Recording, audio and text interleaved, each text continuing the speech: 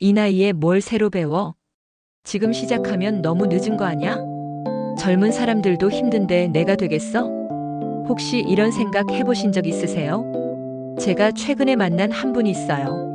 52살에 피아노를 처음 시작하셨대요. 주변에서 다들 말렸죠. 그 나이에 무슨 피아노냐고. 그런데 3년이 지난 지금 이분은 매주 작은 공연장에서 연주하고 계십니다. 더 놀라운 건 이분이 저한테 한 말이에요. 인생에서 가장 행복한 시간이에요. 오늘은 배움에 대한 이야기를 해보려 합니다. 나이, 재능, 환경, 다 핑계인 이유를요. 솔직히 말할게요. 새로운 걸 시작하는 건 무섭습니다. 제 친구 하나가 30대 중반에 영어 공부를 다시 시작했어요. 학원 첫날 20대 학생들 사이에 앉아 있는데 창피하더래요. 선생님이 질문하면 손도 못 들고. 그런데 용기를 낸 거예요. 어차피 모르는 사람들인데 뭐 어때? 하고요. 새로운 것을 배우는 데는 용기가 필요합니다. 모른다고 인정하는 용기, 서툴러도 괜찮다는 용기, 실수해도 다시 하는 용기. 나이는 핑계예요. 70살에 대학 가는 사람도 있고 80살에 그림 시작하는 사람도 있어요. 진짜 문제는 나이가 아니에요. 못할 것 같아라는 두려움입니다. 그런데 생각해보세요. 시작하지 않으면 10년 뒤에도 똑같아요. 하지만 지금 시작하면 10년 뒤엔 10년 경력자가 되는 겁니다. 처음 피아노 배우는 사람들 보면 대부분 3개월 안에 그만둬요. 왜일까요? 재능이 없어서? 아니에요. 처음 몇 달이 가장 지루하거든요. 같은 스케일만 수백 번 반복하고 손가락 아프고 진도는 안 나가고 아, 나는 안 되나 봐 이러면서 포기하는 거죠. 그런데 52살에 시작한 그 아저씨는 달랐어요. 이분이 제게 이렇게 말하더라고요. 젊은 사람들은 빨리 결과 보고 싶어 하더라고요. 근데 나는 어차피 급할 것도 없고 그냥 매일 30분씩 치는 게 좋더라고요. 여기서 포인트를 발견했어요. 익숙해지기까지는 무조건 시간이 필요합니다. 하루 이틀에서 되는 게 없어요. 수많은 반복과 인내가 필수예요. 요리 전문가를 봐도 운동선수를 봐도 작가를 봐도 모두 수천 시간을 투자했어요. 장인이 되려면 최소 10년이 걸린다는 말이 괜히 나온 게 아닙니다. 그 지루한 시간을 견뎌낸 사람만이 다음 단계로 갑니다. 그런데 신기한 일이 벌어져요. 피아노 치던 그 아저씨가 1년 반쯤 됐을 때 제게 전화했어요. 목소리가 완전히 달라져 있더라고요. 어제 처음으로 곡 하나를 완주했어요. 완벽하진 않았지만 진짜 소름 돋았어요. 이분 말로는 어느 순간부터 손가락이 저절로 움직이더래요. 악보가 눈에 들어오고 건반 위치가 자연스럽게 느껴지고 이게 바로 전환점입니다. 처음엔 억지로 하고 힘들고 답답하죠.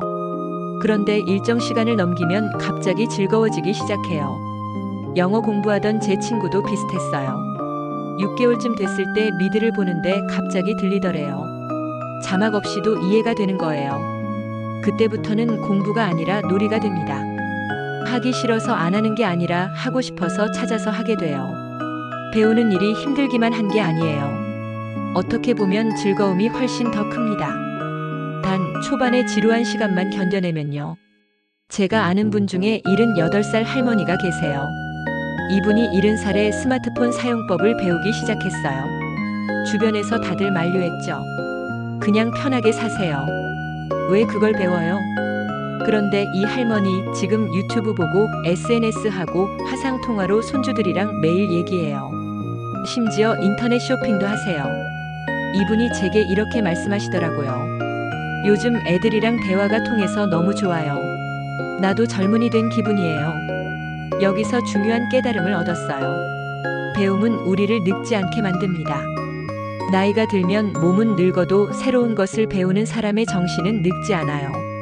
반대로 30대인데 아무것도 배우지 않고 똑같은 일만 반복하는 사람은요?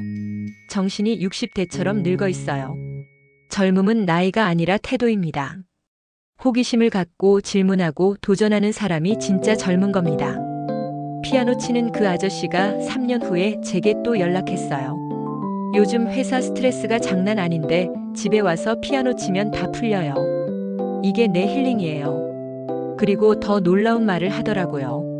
피아노 덕분에 새로운 사람들도 많이 만났어요. 취미 모임도 생기고 같이 연주하는 친구들도 생기고 인생이 훨씬 풍요로워졌어요. 이게 배움이 주는 선물입니다. 당장 돈이 되지 않아도 직업이 바뀌지 않아도 배움은 반드시 삶을 풍요롭게 만들어줘요.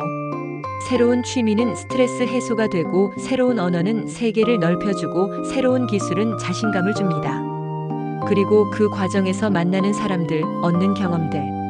이 모든 게 인생의 열매가 됩니다.